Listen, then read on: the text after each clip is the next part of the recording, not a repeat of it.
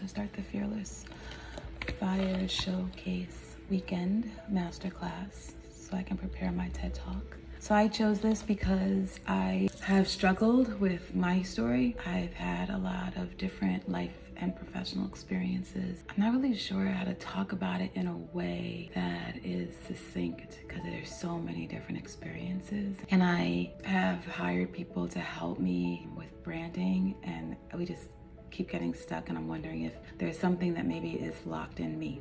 I have a lot of anxiety coming in because I feel like maybe I'm not ready, but I don't know what I'm supposed to do to get ready. That's why I'm here, like so much anxiety about it. And I think because I wanted to share it with people, and I have this idea it's going to be this really interesting talk that nobody's talking about, and I think that's part of my achievement addiction, like looking for the applause, before I even start. So I'm feeling a bit stuck. I'm feeling a bit vulnerable and raw. My hope is that I can crack something and that I'll feel really excited about a story and also feel good about what I'm learning as a speaker. I just don't know what I'm going to talk about, and that freaks me out a little bit because I like to know. I like to be prepared, and I don't feel like I'm prepared for next week when we do the showcase. Today's Tuesday, May 2nd, and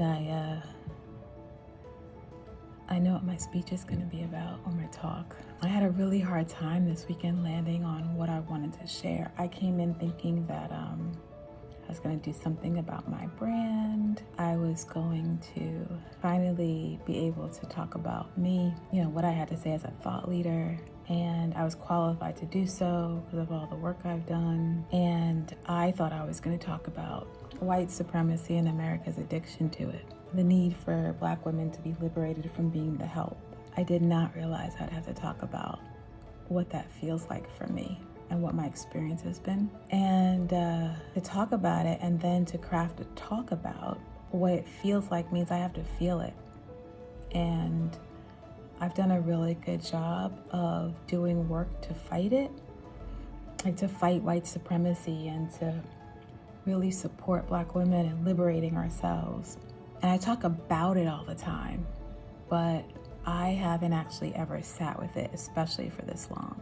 And it was in my shoulders. It hurt so bad. I definitely had breakdowns crying because it's hurtful.